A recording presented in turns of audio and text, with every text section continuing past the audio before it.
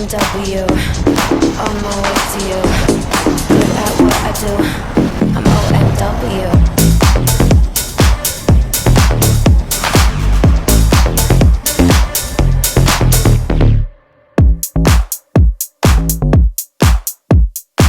BMW가 2014년에 헤리티지 라인을 구축하면서 출시한 R9T의 성공은 주저했던 크루저 바이크 개발에 분명히 힘을 실어주었을 것입니다. 바이크 제조사 입장에선 다양한 라인업을 구축하는 것이 시장을 확장하는 중요한 요소니까 말이죠. 마치 크루저 모델만으로 시장을 점유하고 있는 모습을 보인 할리 데이비슨이 펜 아메리카 출시를 예고하면서 BMW가 GS로 장악하고 있는 어드벤처 바이크 시장에 도전장을 내민 모습과 비슷한 양상으로 봐도 될 것 같은데요.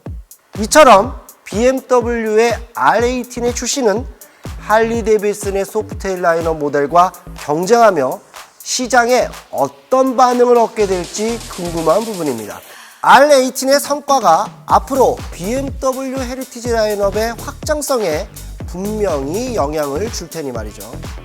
지난 영상에 이어 오늘은 BMW의 소울풀 헤리티지 바이크 R18을 꼼꼼히 살펴보겠습니다.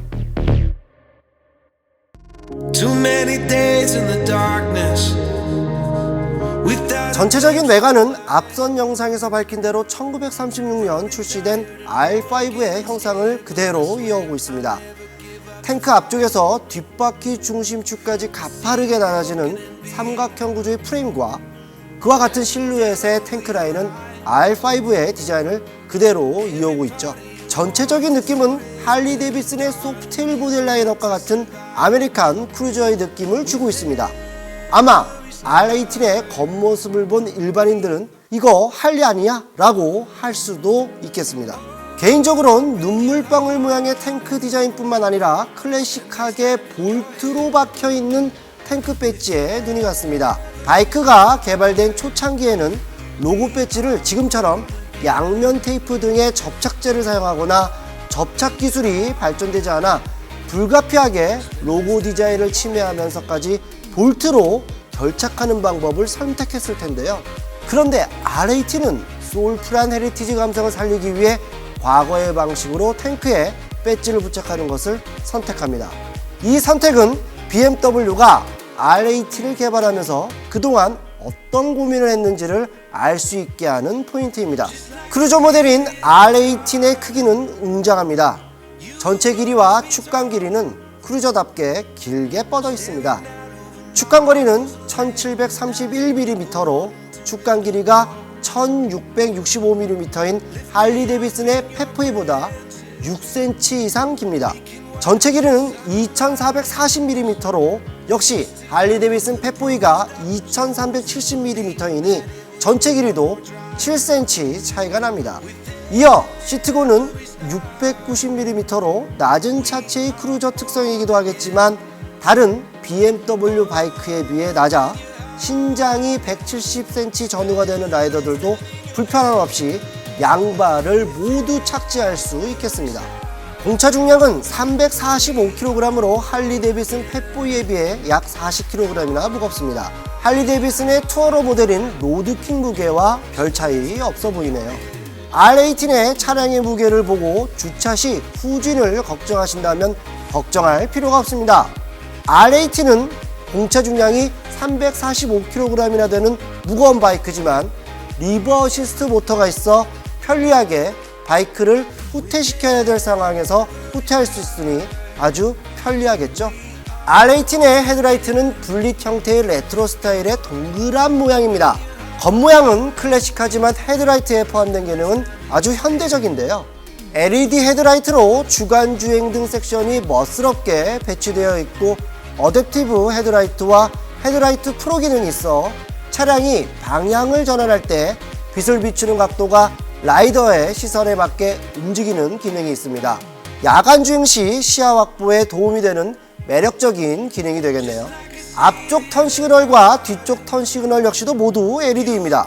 에너지 효율성과 시야 확보에 도움을 받을 수 있고 뒤쪽 턴 시그널의 경우 브레이크 등과 일체형으로 따로 브레이크 등이 분리되어 있지 않아 바이크 뒷부분의 무게감을 덜어주는 디자인적 효과를 내고 있습니다.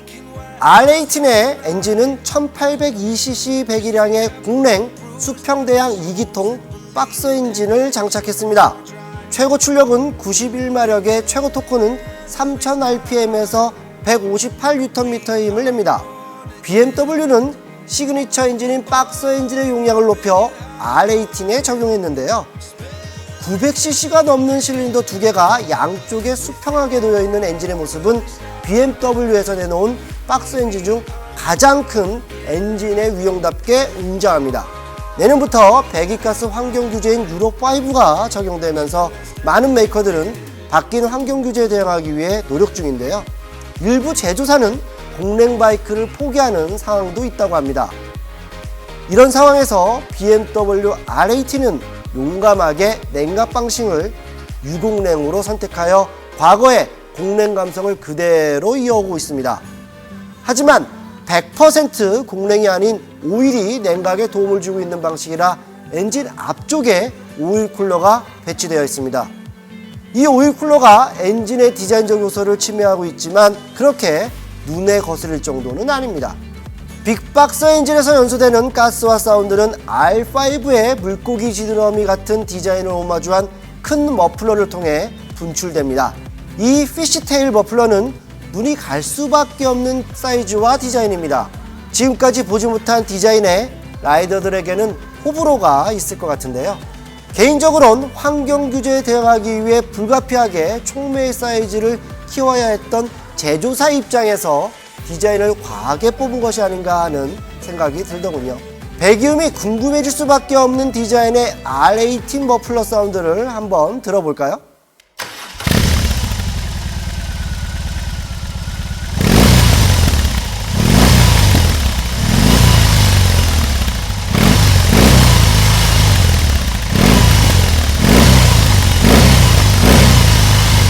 유로5에 대응하기 위해 제작돼서인지 배기음이 생각보단 크진 않습니다. 하지만 빅박스 엔진에서 뿜어져 나오는 배기 압력에 의한 진동은 독특합니다. 엔진의 좌우 털림과 한 템포 늦게 올라오는 배기음과 사운드는 특색 있는 감성을 제공합니다. 머플러 디자인은 만족하지만 배기 사운드를 부족하게 여기는 분들에겐 고민이 되는 부분일 것 같은데요. 반대로 머플러의 디자인과 사운드 모두 만족하지 못한 분들은 BMW와 협업하고 있는 반세나이스의 튜닝 머플러로 교체하시면 되겠습니다. R18의 서스펜션은 댐핑과 프리로드 조절이 가능한 텔레스코픽 포크와 역시 프리로드 조절이 가능한 리어쇼크가 장착되어 있어 라이더의 체중에 맞게 설정할 수 있습니다. 모노 리어쇼크는 센터 프레임에 연결되어 있어 겉으로 보여지지 않습니다. 이런 구조가 클래식 바이크의 하드테일 프레임 감성을 유지시켜주고 있습니다. 브레이크는 프론트에 300mm 더블 디스크와 4피스톤 캘리퍼가 조합되어 있고 뒤쪽에도 300mm 싱글 디스크와 4피스톤 캘리퍼가 결합되어 있습니다. 크롬으로 마감된 캘리퍼에 BMW의 로고가 부착되어 있지만 브렘보 브레이크이고 ABS가 장착되어 있어 안정성이 확보되어 있습니다.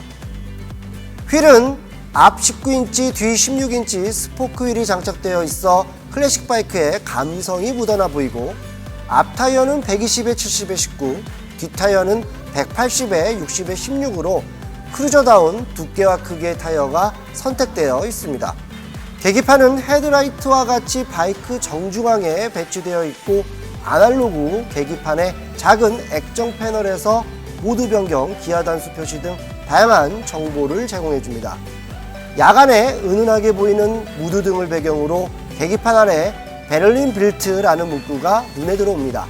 독일 바이크의 기술성과 자부심을 보여주고 있는 듯한 모습입니다. 크루저다운 넓은 핸들바 좌우측에 BMW 바이크 오너라면 익숙한 버튼들이 배치되어 있습니다. 좌측 상단에는 비상등 버튼과 트랙션 컨트롤 해지 버튼, 중앙에는 모드 변경 버튼과 메뉴 설정 버튼, 그 아래 방향 지시등 버튼과 크락션 버튼이 있습니다. 우측 상단에는 열선 그립 버튼과 스타트 버튼, 엔진 스타트 버튼이 있네요. 우측의 시동 버튼을 보시면서 눈치채셨겠지만 RAT는 스마트 키를 사용합니다. 스마트 키의 디자인은 BMW 자동차 스마트 키와 흡사해 보입니다. 사이즈도 자동차 키처럼 두툼하고 커서 비슷한 사이즈와 디자인으로 자동차 키와 함께 있으면 헷갈릴 수도 있을 것 같습니다. 그 밖에도 RAT는 다양한 현대적 기능을 갖추고 있는데요. 락, 롤, 레인이라는 세 가지 모드가 있어 라이딩의 재미와 안전을 생각하고 있고요. 앞에서도 언급했듯이 ABS는 물론이고 ASC가 있어 노면이 고르지 못한 상황에서 슬립을 방지하기 위해 차체를 제어할 수 있는 기능이 포함되어 있습니다. MSR 기능이 있어 과도한 엔진 브레이크나 실수로 기아 단수 조정을 잘못했을 때 뒷바퀴가 갑자기 잠기는 것을 방지하는 기능도 있어 초보 라이더도 쉽게 다룰 수 있을 것 같습니다. 힐홀드 기능이 있어 언덕에서 불가피하게 정차했을 때 차량이 밀리는 것을 방지해 줍니다. 언덕 정차 시 식은땀 나는 일은 없을 것 같네요. 스타트 버튼을 누르면 스타트 모터 진동이 올라오면서 RAT이 작동할 수 있게 활성화됩니다. 시동 버튼을 누르면 1800cc 엔진이 좌우로 털리면서 작동합니다.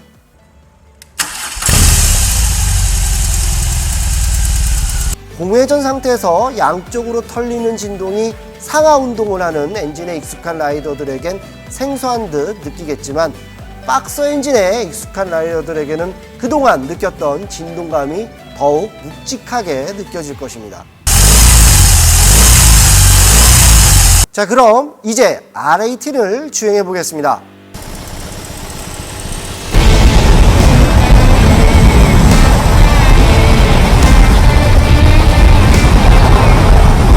왼쪽 기어 시프트 페달을 밟아 1단의 기어를 놓고 출발합니다.